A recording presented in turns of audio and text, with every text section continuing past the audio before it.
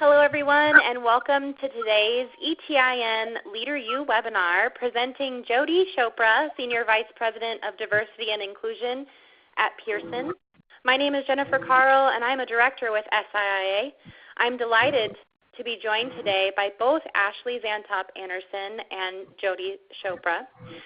Before we jump in, if you're not familiar with SIIA, we are the only global trade association representing the software and digital content industries. We were founded in 1984 and currently have over 750 corporate members. The Education Technology Industry Network of SIIA represents and supports developers across the K-20 sector. In addition, we have a number of other divisions within SIIA, the Software and Services Division, the Financial Services, Media and Content, as well as the heart of our organization, which is Public Policy and IP Protection. All of our groups serve our members by providing business development and professional development opportunities. Looking for more ways to get involved, we have a great conference coming up. The Education Business Forum is taking place November 27th through 28th in New York City. Registration is available, and promotional sponsorship opportunities are also available. If you have any questions about that, you can certainly reach out to either myself or Donnell. I'll provide our information later. Just a few housekeeping reminders. Everyone's audio is set on silent except for our speakers today. If you have any questions or comments, please feel free to call them out during the presentation in our chat box. You'll find that on the bottom left of your screen. We'll do the best to answer all of your questions that we have time for. If we happen to not be able to answer it for whatever reason, we'll be sure to send you a response following the conclusion of the webinar. Now for why we're here today. I'd like to welcome Ashley Andersen Zantop, who has worked in education, technology, and media for over 20 years. She's currently the General Manager at Pinpoint Learning, where she focuses on mission-driven and cause-related strategy and outcomes. She's also served as Chief Content Officer for Capstone, a leading publisher of children's books, digital solutions and services, literacy programs, and K-12 professional development resources for classrooms, school libraries, and home. Before that, Ashley served as CEO, President, and Publisher at Trudy Corporation, later Palm Publishing, responsible for the group's family of global children's imprints and media businesses. She began her career as an elementary classroom teacher and a collegiate coach. She's the author of a number of domain-specific professional development resources, and she serves on SIIA Education Technology Industry Network Board and Executive Committee. She is also the co-chair of our ETIN Diversity and Inclusion Committee. Ashley, I'll go ahead and turn it over to you. Thank you, Jennifer. That's such a lovely introduction. I really appreciate it. Welcome, everyone, and thank you for joining us. As Jennifer said, I serve on the Executive Committee of the Education Technology Industry Network of SIIA and co-chair our Diversity and Inclusion Committee. And we're here today for a couple of important reasons. The first is to explore the opportunities and challenges that surround creating and sustaining a diverse and inclusive workforce culture and inclusion as a competency and a competitive advantage. As many of you are aware, there's a proliferation of new research that has shown that diverse and inclusive teams are more innovative, they're more profitable, and they're more productive than exclusive or largely homogenous teams. But studies and polls and census data show that the tech and ed tech sectors are not yet made up of highly diverse and inclusive workforces or leadership. And the second important reason that we're here today is to introduce this community to one of our newest members and a talented leader in the space of inclusion. And as such, I'm delighted to introduce you to Jyoti Chopra, the newly appointed Senior Vice President of Diversity and Inclusion at Pearson. Jyoti is a member of the Diversity Advisory Board for Toyota Motor North America and is a member of the Global Talent and Diversity Council for the Asia Society.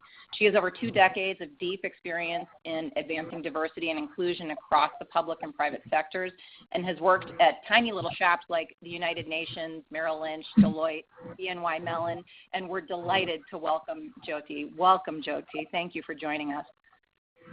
It's a pleasure. Thank you, Ashley, and to Jennifer as well. And it's fabulous to have the next hour to exchange ideas and have a conversation. Terrific, terrific. And just so the audience is aware, our session format today, we'll have some conversational questions that I'll raise for Jyoti to talk with us and share her experience. And then we'll open it up for audience Q&A. So as Jennifer said, if you have a question that you'd like to have answered, please submit it, and we'll go through them and get to them at the end. If there are any that we don't get to, we can submit a response to you following the webinar. So let's go ahead and get started. Jyoti, let's start by talking a little bit about your background. You've dedicated much of your career and leadership to fostering diversity and inclusion as an agenda in the workplace in a variety of workplaces. Tell us a little bit about how you came to focus on diversity, equity, and inclusion professionally as your main, sort of domain-specific knowledge. Sure, and I will start out by saying that it wasn't planned. It was an evolution and very much a journey. I think one of the early catalysts was my tenure at the United Nations, a number of years specifically, that were at UNICEF, which were formative early parts of my career. And I think that's really where my calling, passion, interest, and exposure to inequities was deeply rooted. I worked at UNICEF in the 90s. This was during the Rwandan crisis, the Balkan War, and I had a chance to work at an agency where the late Audrey Hepburn had been a UN Goodwill Ambassador, and I was profoundly impacted by her work in places like Ethiopia and Somalia. She had passed away at the time I joined UNICEF, but really was this looming figure who had, despite all of her celebrity success, had dedicated a lot of her work to humanitarian causes and taking on issues in third world countries.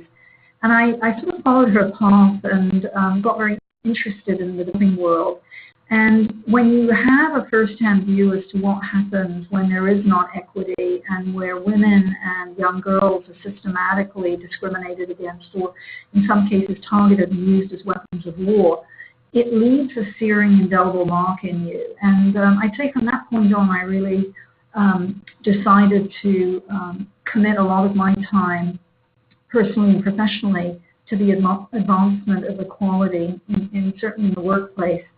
What was particularly interesting about my journey is I started in the UN, which was one of the world's most diverse organizations. At the time, I was working with people from more than 170 countries, and a work environment, everything was concurrently translated into 6 languages.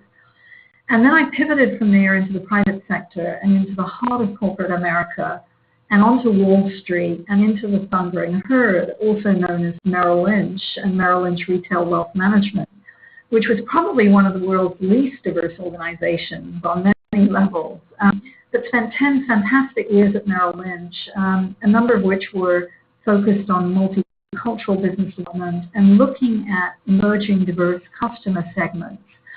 And what I tried to do was really learn as much as I could about different domains of diversity, and particularly having a commercial business lens. And I think that really shaped the way I think about diversity, because for me it always starts with the business case, and particularly in private sector work.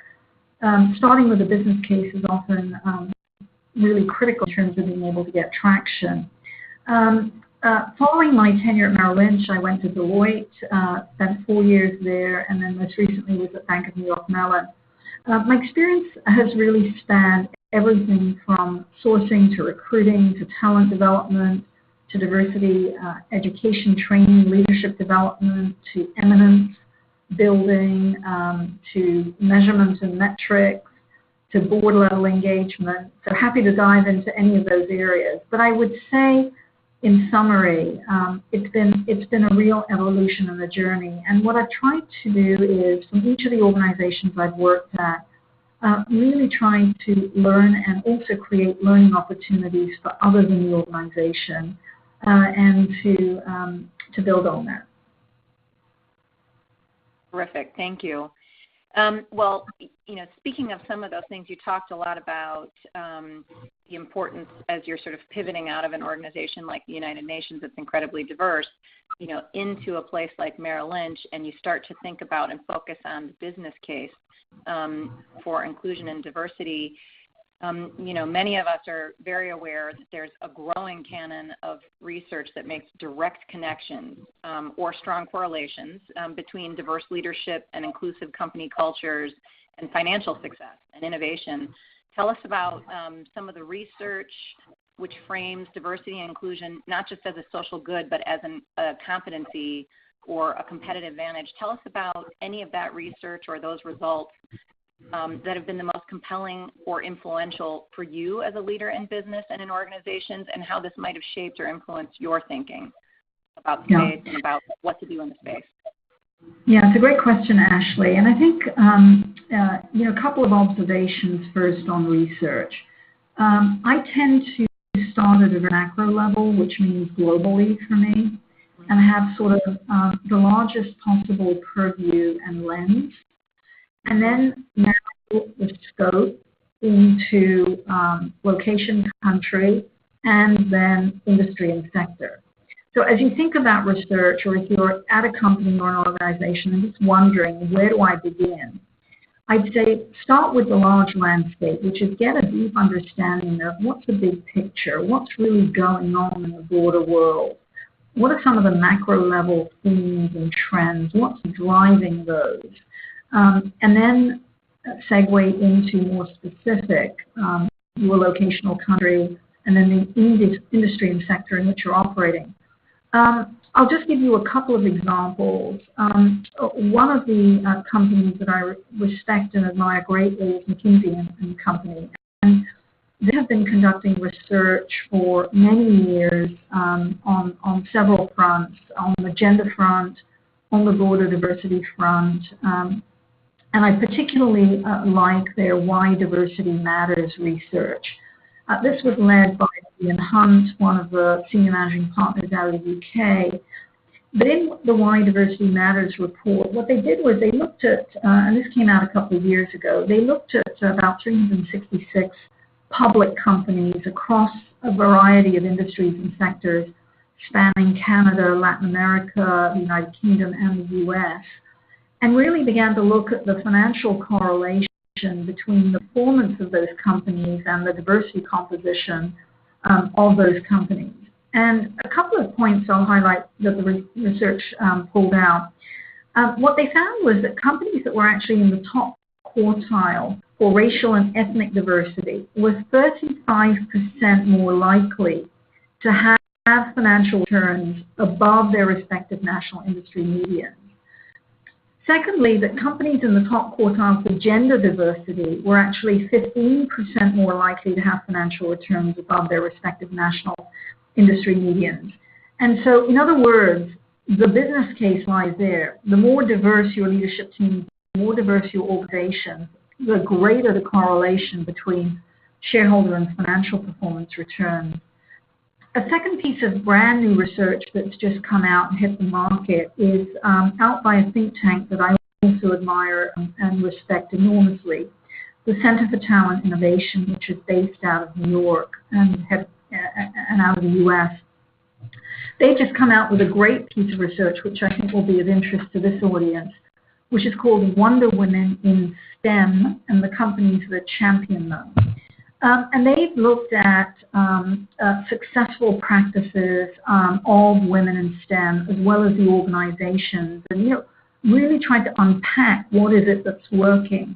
And so, as an example, as they looked at company programs that are actually working, the top 4 programs out of this research were those that have a commitment to pay equity, those that have opportunities to connect with female or minority customers, companies that actually allow for the setting aside of time for projects, and those that have sponsorship programs. And just taking a look at actually the successful women in STEM, I'm going to just headline this because I thought this was really fascinating. You know, what is it that women who are really successful in STEM are doing? They're investing in peer networks. They're sponsoring others. They're building their brand. They're authentic. You know, this notion of sort of exhibiting authentic leadership. So those were just a few of the top line findings, but I highly recommend that. Again, it's called Wonder Women in STEM, and the companies that champion them find a Center for Talent and Innovation. That's terrific. That's terrific. And perhaps that's a good segue into talking a little bit about kinds of things that leaders and organizations that are striving to become more inclusive are thinking about practically in terms of what do they actually need to do, right, on a daily basis, a weekly basis, a monthly basis as part of their business plans or their strategic plans. Can you talk a little bit about what are the kinds of practical steps that you feel leaders can take in an organization that is committed to striving to become more diverse? And as a second part of that, perhaps share a little bit with us about your thinking about what leaders and organizations need to be prepared to do to sustain that diversity as they strive to not only be that, but continue to be that. Yeah, terrific question, Ashley. I'd say first and foremost, the role of a leader is to set the tone at the top, and that really matters. So I'd say number one, having very visible advocacy and stewardship and commitment to diversity and inclusion in a very visible way, both inside the organization, but equally importantly, outside and in the marketplace. Mm-hmm. So I think really ensuring that your leaders are steeped in the diversity work that you're doing. They have a very clear, crisp understanding of the diversity strategy. They understand the operating model that you've set up, and that they're visibly championing it and advocating for it. Secondly, cascading that through their team. So that means their direct reports and throughout their respective teams or organizations. Putting it, I'd say thirdly, putting diversity and inclusion on the agenda with a regular cadence, whether it's at town halls or off-sites or strategy sessions or business planning sessions, I think also sends an important tone and sends a very important message across the organization. Fourth, I'm a big believer in measurement and goal setting. And so to the extent possible, the more that you can get your leaders to adopt and agree to diversity and inclusion goals as part of their mandate, just like they have business goals and revenue goals and other goals, having a goal that is smart, that is measurable around diversity and inclusion that they commit to and that they are measured against, I think also sends a very important message. And I'd say being very transparent about where they are on the progress. You know, whether you've moved or not, whether you've progressed or not, and being pretty transparent about what you're doing to address potential issues or challenges that have arisen. So those are a few things I think that leaders can do in and around an organization. And then to the second part of your question around sustaining it, I think this gets to the notion of cadence. This can't be sort of a once a year, let's tick the box exercise, but it has to be on a continuum, which means quarterly reports, quarterly dashboard reviews, just like any other business cycle effort. You have to do this on a systematic basis. And the more that leaders can embed this as part of the systems and processes and the way they go about doing their normal day-to-day business or the running of a company, the more effective it's going to be in terms of long-term sustainability. And I think lastly, leaders can set the tone in terms of sponsoring and mentoring. All of the research points to the importance of role models, of sponsorship and mentoring. And I think leaders can serve in a critical role in that way by role modeling the right behaviors, by role modeling the right tone, by role modeling expectations, and really sort of setting the standard, and by role modeling how they're going to hold their teams and the organization accountable. And I think they can also play a key part in sponsorship. At Pearson, for example, our executive team are involved in a sponsorship program which they're all engaged in. And that really sends an important message that our leaders care about sponsoring others and pulling others up the pipeline. And so I think that's really critical. And so those are a few things around what leaders can do and how they can sustain this effort. Terrific. Wonderful. And do you think that there is, I hear questions sometimes about things like, well, what's really the difference between diversity and inclusion? And I'm wondering, based on everything that you just said about the work that needs to be done to sustain diversity, if you think that factors into the definition or how people can think about inclusion as part of the sustaining process for making a place for diversity in an organization. Can you talk a little bit about how you think or how you help mentor or help others learn about the difference in terms of what inclusion really means and what inclusionary culture and behavior really means relative to diversity? Yes, and I think it varies by organization.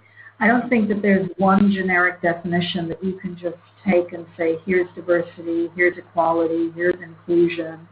You can have broad definitions, but what makes it powerful is when you actually craft a definition for diversity, for equality, for inclusion that is calibrated to your individual organization so that it has resonance with the stakeholders and with the employees of the organization.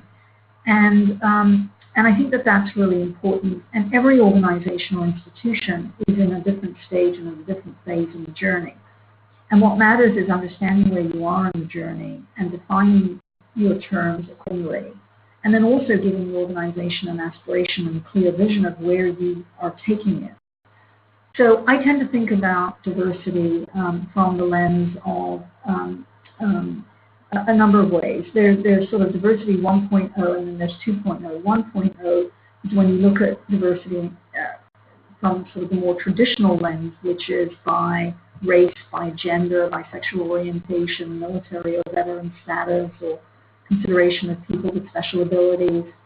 Diversity 2.0, which is a more progressed view of diversity, really looks at, and this is also predicated on work coming out of the Center for Talent Innovation, but it's really predicated on a broader frame of reference that looks at more cognitive components of diversity, things like global acumen, cultural agility. How do you span multiple generations in a workforce? It looks at the range of experiences and diversity of backgrounds. And it's a much broader lens around which you consider diversity. I also tend to think about inclusion as having very strong correlation to culture and environment. So what are the things that you are doing to create an inclusive culture, an inclusive environment where all your colleagues and employees feel respected, valued, and able to contribute to their full potential? And so those are a few dimensions of that. In terms of mentoring, sponsoring, look, I think this is really important. There are differences between what I call sponsors, mentors, and coaches. And there's sort of role definitions. A coach is like a buddy, somebody you can turn to when you're tackling a problem or an issue.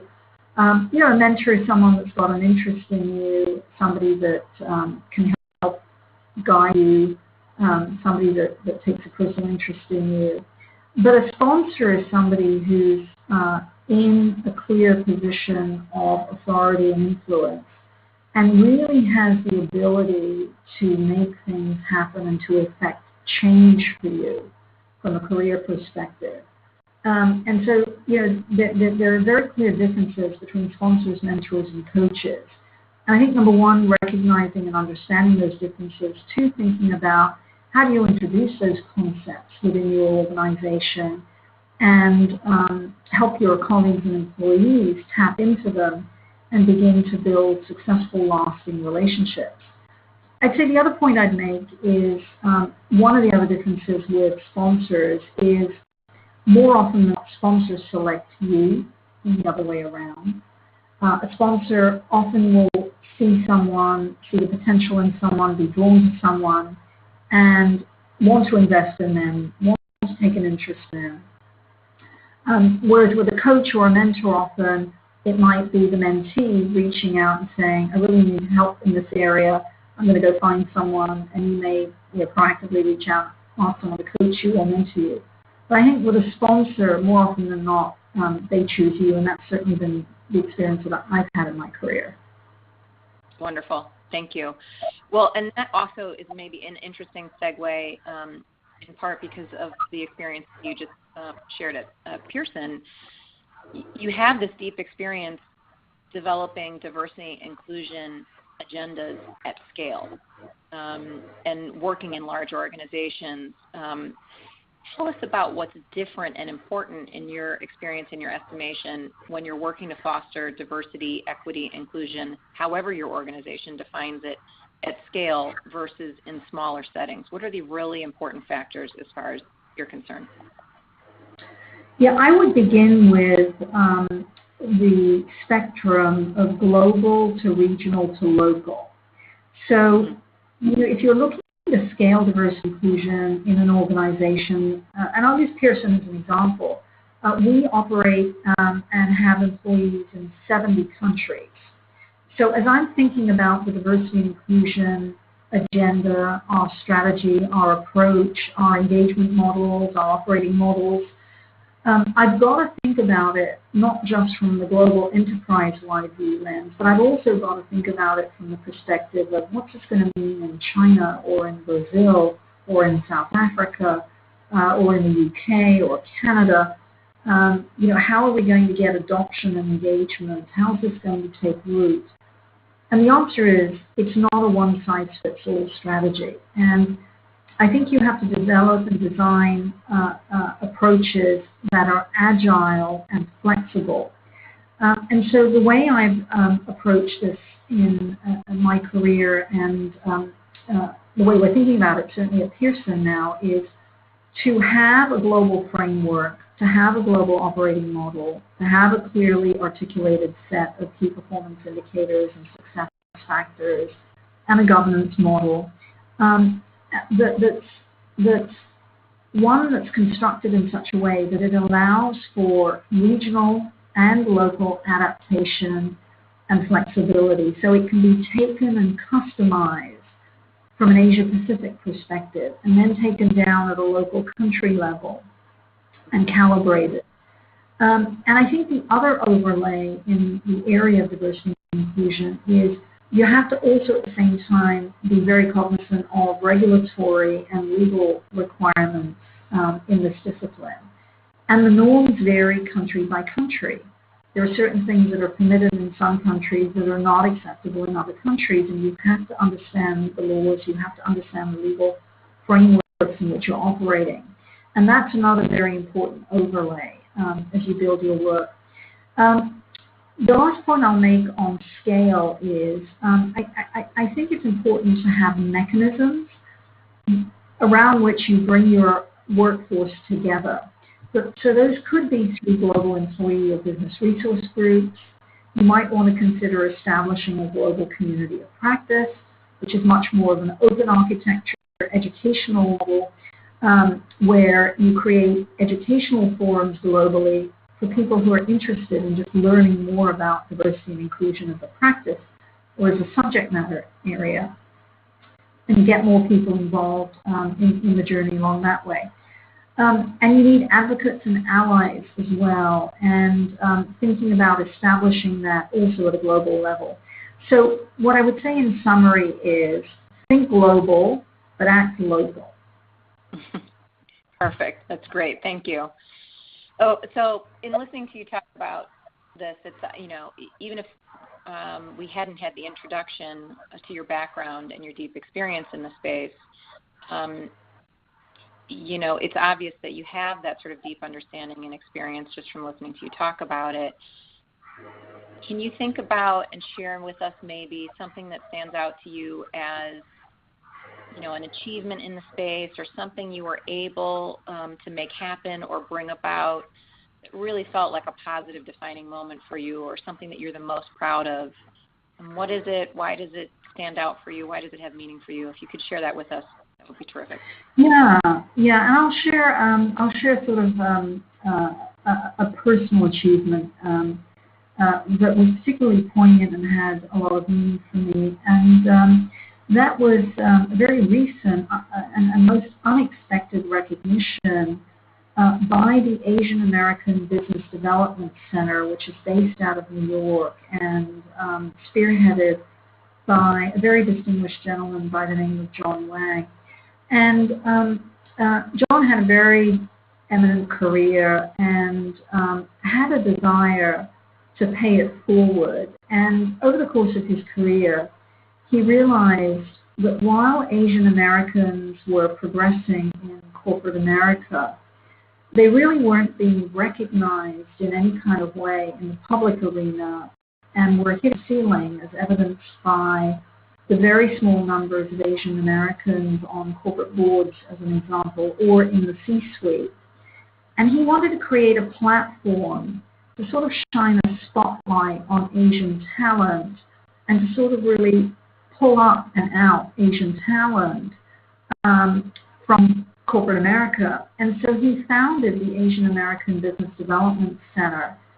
And really its mission is to spotlight Asian talent and surface Asian talent through this platform. And one of the things they do every year is they recognize 50 of the top Asians in business in corporate America and in the United States. And I was very unexpectedly surprised and tapped this year, and very proud to have been selected to be amongst the top 50 Asians in business this year. But what's more important about the story is that after I got to know more about John and the center and the work that they're leading, has been my continued engagement with the organization to try to help them think through how do they extend their platform, how do they share that with other diverse groups that are also looking for efforts. And I'm actually speaking at a program that's coming up in New York City in partnership with Microsoft, where we're having a talk on 7th of November, very specifically about sponsorship and mentorship. And the audience will be young professionals in the area. But it's a way of paying it forward. And I want to speak to this for a moment because this is personally very important to me. But I feel a tremendous responsibility as a diversity and inclusion leader to try to help others along the way and to help other organizations and institutions. I mentor and sponsor a number of individuals, but what's important is finding ways to give back. And whether that is through platform development, through talks such as this, to the sharing of lessons learned and best practices. The one thing about the diversity and inclusion community is that we're a very open community. We share a great deal. You'll find a lot of peer networks across diversity and inclusion leaders. I convene regularly with my peers. And it's one of the best things about this space because we're all learning and the space is evolving very rapidly and new norms are being set, new issues are being surfaced. And it's just wonderful to be part of a community of leaders and practitioners that are willing to share willing to talk about what they're grappling with, willing to lean in and lean against one another in a very powerful way. And so that's something that I'm just very committed to. That's terrific. That's wonderful, and congratulations. That's quite an achievement as well. In the interest of walking the walk on lessons learned, and certainly, I think most experts who consider themselves committed to the idea of innovation would consider learning lessons an important part of innovation in any space or in any sector. Could you share with us perhaps a lesson that you've learned or a mistake that you've made that you've learned from in this area? What was it, and what did you learn from it, and why does it stick with you? Why do you remember it? Why is it so important to you? Yeah, I've reflected on this a lot, and there were a number of stories I thought about sort of pulling out from my 20-plus year career.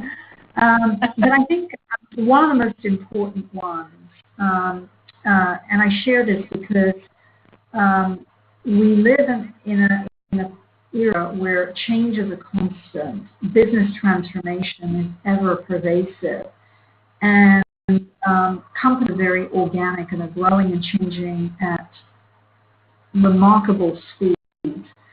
And one of the most important lessons I've learned is that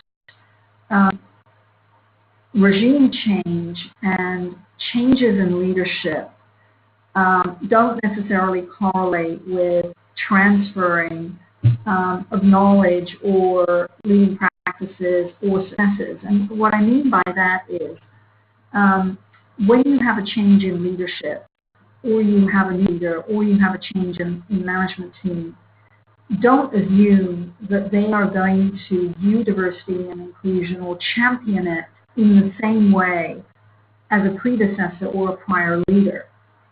Their priorities will differ, their styles will differ, their experiences and the way they come at diversity and inclusion will differ. And I think that's one of the more important recent lessons that I've learned, which is it's equally important as you calibrate and understand an organization and deploy diversity and inclusion practices to also understand the management and the leadership team. And if there's a change in leadership or management teams, in a way you've got to hit the reset button and spend time learning, understanding, and calibrating to your new leader or new leadership team.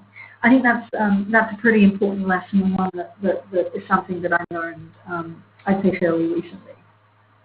Terrific. Thank you for sharing that. Part of this, there may be an overlapping theme here or a related theme here, but something I wanted to be sure to ask you, because I get questions about this regularly at conferences and events. Often I get questions about ways that members or individuals or leaders in organizations who are part of majority groups, and that might be, as you described it, they might be part of a majority group in terms of diversity 1.0, or they might be part of a majority group in terms of the way you describe diversity 2.0. But questions about how can individuals or leaders or managers who are part of majority groups in an organization really effectively support diversity and develop a practice of inclusion. What kinds of advice do you have for someone in that situation so they don't feel somehow sidelined and they feel like they can actively contribute to a successful culture and outcome? So the majority group has an absolutely pivotal role to play in shaping an organization's culture and how diversity and inclusion is integrated. And I would say one of the most effective strategies that I have seen and leveraged is really the power of allies and alliances. And I think about it from an engagement perspective. The more you can engage the majority, pull them into whether you have a diversity and inclusion council, whether you have employee resource or business resource groups, put them in key roles, stewarding some of those efforts, championing some of those efforts. In my prior company, our chief financial officer was actually the executive sponsor of our women's group, and that sent a really powerful message, and he was fantastically engaged. And one of the programs we worked on together was development of an educational forum that he personally championed and led in and around building financial acumen for our network. And he held webinars on, how to tear apart a balance sheet and what happens in an investor relations meeting, and so on. And so I actually think that it's critical to engage the majority. And so different ways of doing it. One is by having them sort of stewards and in key roles. So think about your operating model and how you can best leverage and position them. Think about setting up an active allies program and engaging them that way. And I say, thirdly, make them an integral part of everything you're doing in and across diversity inclusion. They should be at all of your events and programs and actively championing and supporting efforts along the way.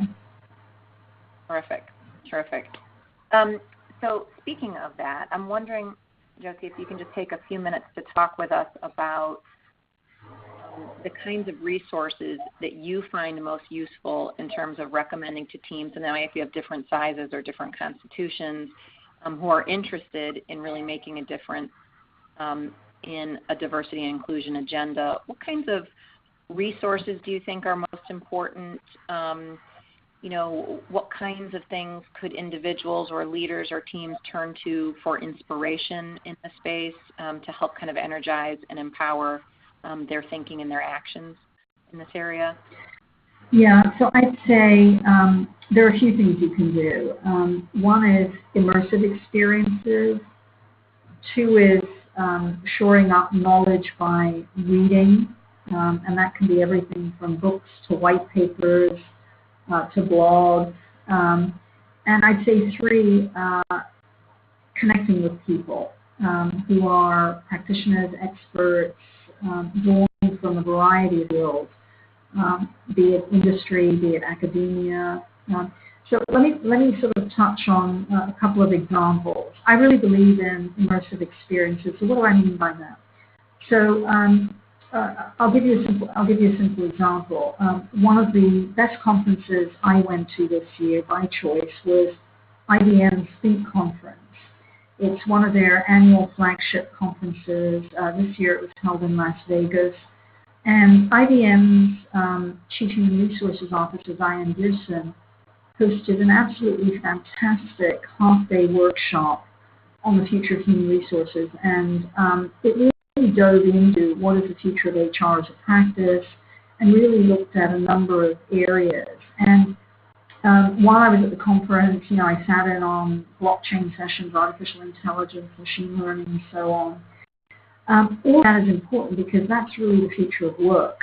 And as you think about diversity and inclusion, there's a very tight correlation in terms of workplace initiatives, culture, inclusion, the dynamics of workforce, looking at data analytics, and so on. And so, that was just a fantastic experience. Another conference I went to was in April, which was the World Skull Forum, which was held at Oxford University. And that was a week-long conference looking at social innovation, social entrepreneurship. And it brought together one of the most diverse groups, probably almost 1,000 people, from the corporate sector, from the nonprofit sector, from the government sector, cross industries. And they began sharing just incredibly powerful work in and around the field of social entrepreneurship, social innovation. Obviously, many diversity and inclusion strands and threads cut across that. Again, just some really fantastic takeaways and learnings there. So I'd say if you're interested in the space, get out there. There's tremendous groups and organizations that are doing some really progressive work. And just soak it up, immerse, listen, learn. There are also a number of leading academic leaders who are doing tremendous research in the practice area of diversity and inclusion. Go in and sit in some lectures, read some of their works, and so on. And then I'd say just broadly, cast a wide net and immerse in some case studies. Some of the organizations that I really admire, whose work is tremendous, as I mentioned, the Center for Talent Innovation. The Asia Society does a fantastic study looking at Asians in the workplace. And there are many, many other tremendous resources. So that's where I would start. Excellent, thank you. Well, you mentioned early on there, you mentioned that one of the things that you look to keep energized and resources that you turn to in the space is just reading and immersing yourself in reading. Can you share with us anything that you're reading now that you love or that you're finding really motivating or interesting? I will. And believe it or not, actually out of my work bag, because I have a long train ride. I live in Princeton, and so I have I have about an hour and a half commute each way, so I'm always carrying books with me. But I will share two. One is just hot off the press, which I'm going to hold up here and then I'll read. It's called How Good People Fight Bias, and the title of the book is The Person You Mean to Be. The Person You Mean to Be, and it's by Dolly Chugh, C-H-U-G-H. Wonderful story here. Dolly is actually the daughter of some very dear friends in Princeton. I've known her since she was a young woman. I've been a mentor to her. And she is now today an eminent social psychologist. She has studied at eminent institutions like Harvard, has a PhD actually out of Harvard. She is a professor at New York University and published this incredible book around how people fight bias, and highly recommend that. And then the other book, which I've just started reading, is called Old in Art School, and it's by Nell Painter, who was a historian and a professor of history at Princeton University. And it's a beautiful, wonderful story of how Nell Painter reinvented herself at the age of 65 and essentially walked away from a tenured professorship at Princeton University to go back to school and went to art school. I won't say any more, but it's just a beautiful story of reinvention and very inspirational. So those are a couple right out of my bag. Fantastic. Well, I'm actually gonna, Jyoti, open it up because we've got some questions coming in that I'd like to make sure that we have a chance to answer for our audience here. One of those questions that's come in is about chief diversity officers. So here's the question. Most chief diversity officers are in vulnerable positions that are meant to push the thinking of homogenous, antiquated thought. How do you engage decision makers, such as boards of trustees? When you encounter pushback, how do you continue to impress the necessity of diversity? It definitely requires finesse and emotional intelligence. What do you suggest? Yeah, it's a fantastic question, and I can tell you what I do and what I've done in my career and what I have found to be most effective, and that is lead with the data. Because boards, and particularly boards of trustees, the one thing they understand is data and the power of numbers. And so what I would do is essentially paint a picture and a tapestry that is fact-based, research-based, and lead with the numbers. And I doubt that there will be a board member or board leader that will not be interested in sitting down with you to say, let's take a hard look at the numbers. Here's our current state of diversity. Here's the storyline that's coming out of this. Here's where we need interventions. Here are 3 recommendations based on the data, and you go from there. And that will get you a lot of credibility and will be a very good starting point. So that's strategy number 1. The second strategy I've also found to be effective on management teams and in the boardroom is then to appeal to people's sense of competitiveness. So let's take an example of a management team or a group of business leaders and you're really struggling to get their attention. What I often have done is to sit down and basically present sort of a data set where you stack them.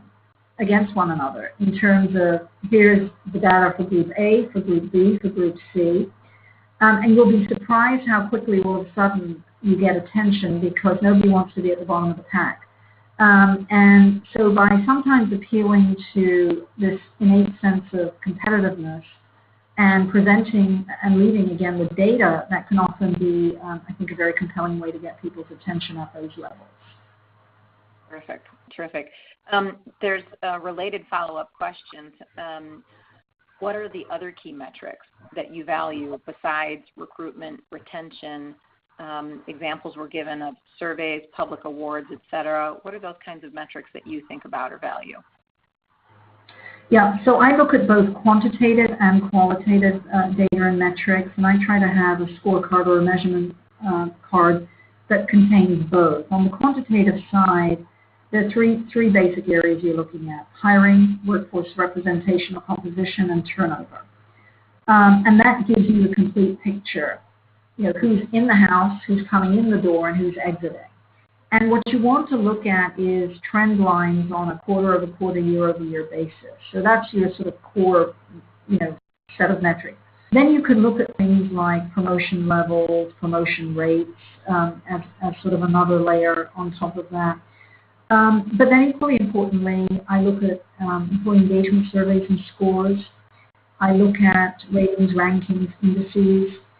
You could also add a layer around business and client engagement. So depending if you've got strands of work in your diversity strategy that are customer-facing, client-facing, business support-oriented, you could look at other metrics around client engagement, prospecting, lead generation, revenue coming in from various market segments, as examples. So it depends on your business, but those would be some other ideas. Mm-hmm. Okay. We have a few questions here.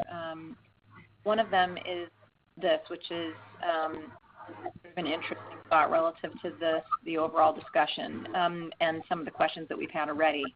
So many large organizations don't have diversity or inclusion leaders or dedicated effort or teams or task forces. What do you see as the tipping point that causes large organizations to invest in diversity inclusion efforts or diversity inclusion leadership? Sometimes there's a catalyst, and it could be an issue of blow-up, litigation, something that's impacted the company's reputation. So sometimes there is a trigger point that serves as a catalyst for the management team and the board to all of a sudden wake up and say, wait a minute, we need to have somebody at the company looking at this and putting on it. Sometimes it's a compelling business case. And sometimes it's the maturity of the organization where they've got a workforce or a geographic footprint that really warrants investment in an area like diversity and inclusion. And sometimes it can be a single champion within an organization who feels a need, sees a need, puts together a business case, and is able to sell it to management. Okay. Well, it's interesting because there's a series of related questions coming in here. I'm not going to go through them in order. I'm going to kind of put them in an order because they do actually relate to one another. So the follow-up to that, in large organizations that don't have dedicated diversity, inclusion, or diversity, equity, and inclusion leaders, what do you recommend to senior leaders or managers and teams that feel that there's an imperative in terms of becoming more inclusive, but they don't yet have sort of organizational design support around that leadership? What are the kinds of things that you recommend to those leaders either to do or to help lobby for that in an organization, or both? Yeah, so I would say start with your immediate team and build a model and build a business case. So if you don't have any kind of infrastructure in place, but this is something that matters to you and you care about it, and you want to try to sell it within your organization, start with your own department, right? Take a look and say, what do I need to do? Where do we need improvement? And begin to design a model for your immediate area, prototype it, and then begin telling that story. So I've worked with technology teams as an example, where we knew there were issues. We got the data, we looked at it. we put together a small working group and said, okay, let's begin tackling this, developed and designed some programs, started to get some results, and then began to sort of showcase that and sell that to management so you can extend it. So that would be one place that I would start. Another idea would be around bringing in somebody with a lot of credibility, a lot of eminence, to come in and have a conversation with your management team or even to your CEO or your department head. And sometimes over a lunch, a breakfast, a meeting, that can often be the time when the light bulb goes off. So if there's somebody in the marketplace that you can bring in to just sit down and have a conversation over lunch and to share some thoughts and ideas. Sometimes that can often be that moment that, wait a minute, why aren't we doing this? We ought to be involved in this. So those would be a couple of things I would suggest. The other thing is even just bringing into your organization reading materials, right? So you come across a great blog, an article, a book, you know, and I've done this in my career where I will take a book and I will send it to my CEO and say, I highly recommend a read of this. I hope you'll give it some time. And you'd be surprised that they often will pick up the book and read it. Wow, that's terrific. That's great advice. And from an organization that's focused on education, we like that angle. What would you, so this is sort of an interesting kind of flip side question. What would you recommend to small organizations and or startups that want to build a practice of or a culture of inclusion right from the start? What are the imperatives or the must-dos, you know, for a small organization that's probably taxed in terms of people's effort and time? What are the kinds of things that you think are the critical must-dos? Yeah, so I would start with advocacy groups or some basic employee engagement activities. Even in small organizations, you can bring groups together as a cohort to even just talk about diversity and inclusion, to share experiences, to tell stories, and lessons learned along the way, or to task groups, where if there was one thing that they could improve in the organization, what would that be? What do they think the values of the organization should be? If there was one value that really matters that you want to see as the organization grows, what would that be? And ideating around that and getting people involved in that. So those would be a few things I would start with. I also think just talking about diversity and inclusion, even if you're a small company or a small team of people, you're a startup, you know, doing a lunch and learn, doing a coffee session, having a conversation about something you might have heard, seen, read in the marketplace, asking and soliciting people, what are your thoughts and reactions? What ideas do you have? Can be a catalyst. The other thing is I've seen work very successfully is challenges, innovation challenges. You know, getting groups of people together to come and innovate or solution for a business challenge or a business problem, to bring in diverse viewpoints, and that can also be a good thing to do in a small company. Great, terrific. Okay, last question that we have time for, and then I'm afraid we're out of time. Do you recommend, and this is interesting related to what you're just describing, do you recommend outside consultation when it comes to DE&I efforts? There seems to be a growing number of resources to facilitate the work, but do you recommend growing the efforts from within over outsourcing? I actually think I think you need to begin from within the organization. It's very hard to transplant or to have an outside group come in and set up a D&I infrastructure because they won't have the cultural DNA, they won't know the company. And so my advice would be, even if it's in a very small way, start from within the company and where you need expertise, like let's say you want to do diversity education and training or leadership development. Outsource that as a component. But the core development and formulation of what diversity and inclusion is for your company or your organization, that has to emanate from deep within the organization and deep within the company. Perfect. Jyoti, I want to thank you sincerely for sharing your expertise with us today and generously giving of your time. We're so excited to welcome you to the ETIN SIIA community. We're excited to have you at Pearson. Thank you. I'd also like to thank Jennifer Carl for chairing this webinar. Thank you very much, Jennifer, and to the ETIN SIIA community. Thanks very much, everyone. Really appreciate it. Thank you. Thank you, ladies, for joining us today. Have a great rest of your day. And that concludes today's webinar. Have a great finish to your week, and thank you all again.